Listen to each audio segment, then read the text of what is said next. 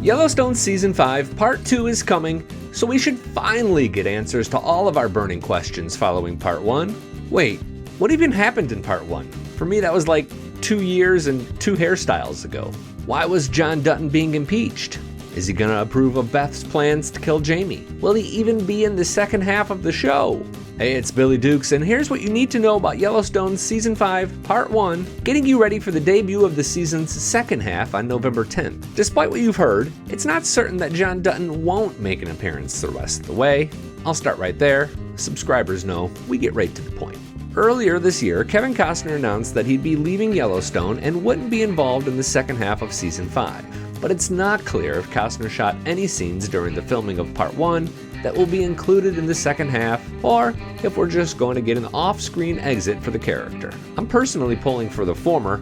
I mean, I never cheer for death, but if TV death is inevitable, make it memorable, right? Killing him off-screen would be deceptive, which I'm guessing you don't like either.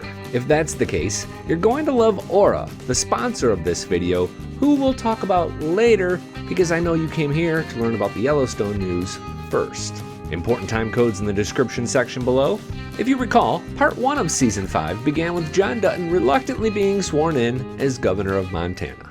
You've elected me to be a steward of this state, of its land, and its people, and that's exactly what I will be. This really upset Markwood Equity CEO Carolyn Warner, whose planned airport and resort are no more following the Gov's cancellation of planned projects that would eat up his land. He will shut us down on day one. She was a great character that I loved to hate.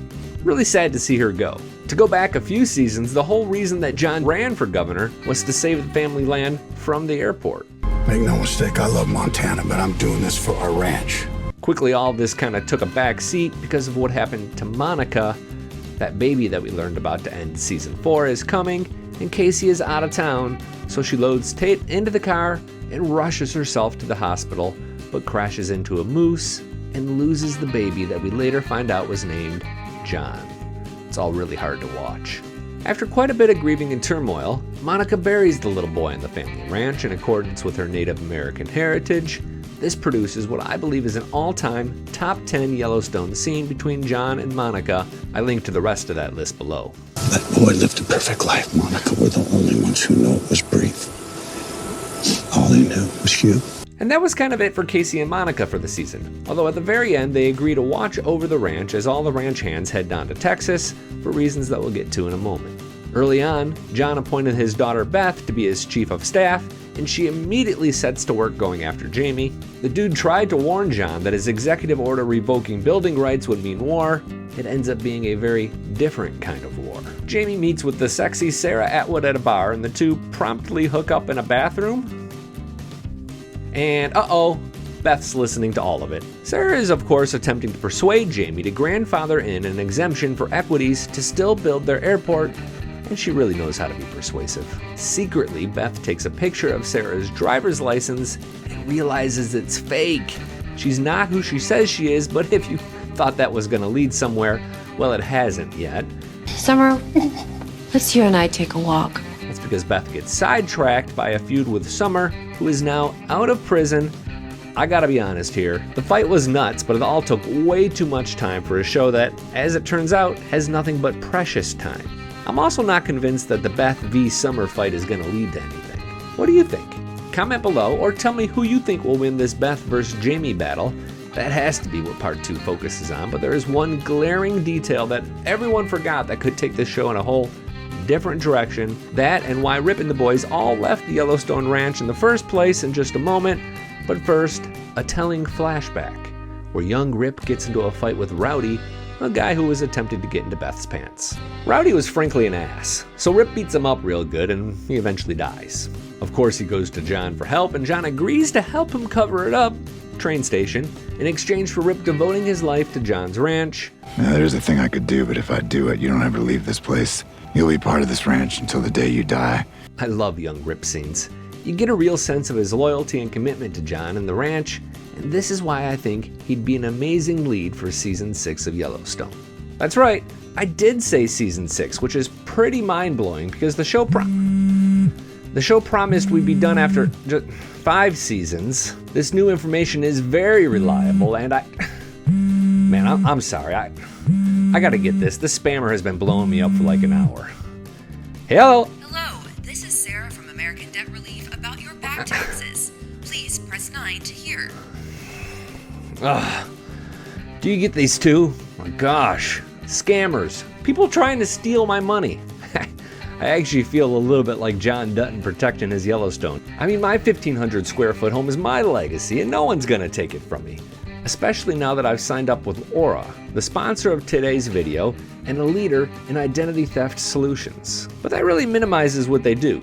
It's super quick to sign up and begin the free 2-week trial, and then bam! You find out if your social security number or your email address is on the dark web. Then they'll walk you through the steps to protect your private information and the private information of your children. I mean, one of my real fears in life is that one of my kids' identity is going to get stolen. He's like 8. As far as spam calls and texts, Aura filters out potential spam and scams so you only receive legitimate calls, and they remove you from a bunch of data broker lists. I know, you're thinking, oh yeah, that works really well, Billy. You just got a call. Here's the truth about that. I had to fake it because it's been so long since I got one. Thanks, Addison. You're welcome, Billy. Visit aura.com/tasteofcountry. The link is in the description section if you can't get to it right now. And trust Aura to monitor your credit, phone, email, and bank accounts. They give you up to $5 million in identity theft insurance should the worst case scenario happen. And then after the trial, plans start at just $9.99 a month. You're smart. Compare for yourself. I think you'll really feel safe with Aura, especially as you continue watching Season 5 of Yellowstone. As a whole, Season 5 has lacked some of the cool cowboy scenes that legitimized the show.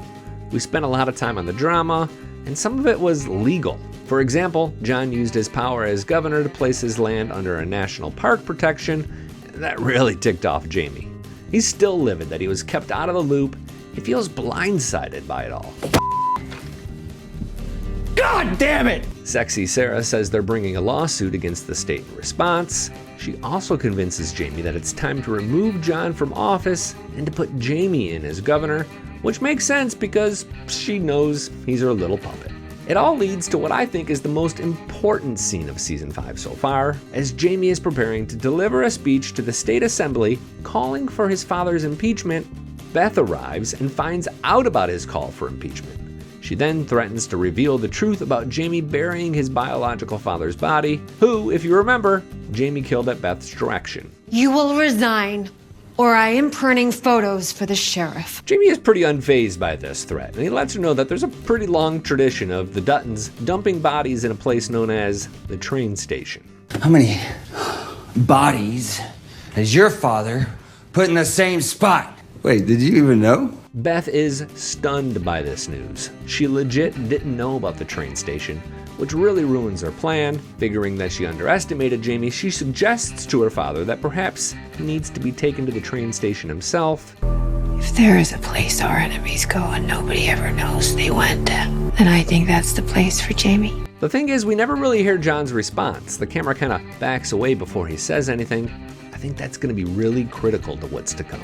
In the meantime, Jamie anticipates Beth's murderous intentions and asks Sarah about countermeasures they can take, i.e. hitmen. There are companies, yeah. John would be pretty vulnerable because he just told Rip, Ryan, Walker, Teeter, and Jake to head to Texas for a year. You see, there's been a brucellosis outbreak on the ranch, so they need to get the cattle out of there. I actually think that plot line is going to get sealed up quickly because they need to get back to Jamie and Beth, wanting to kill each other, but who knows. Yellowstone has really helped fill a void left behind by shows like Breaking Bad and The Sopranos. There's a little cowboying and roping in the mix, but it's sort of like a modern-day Godfather, right?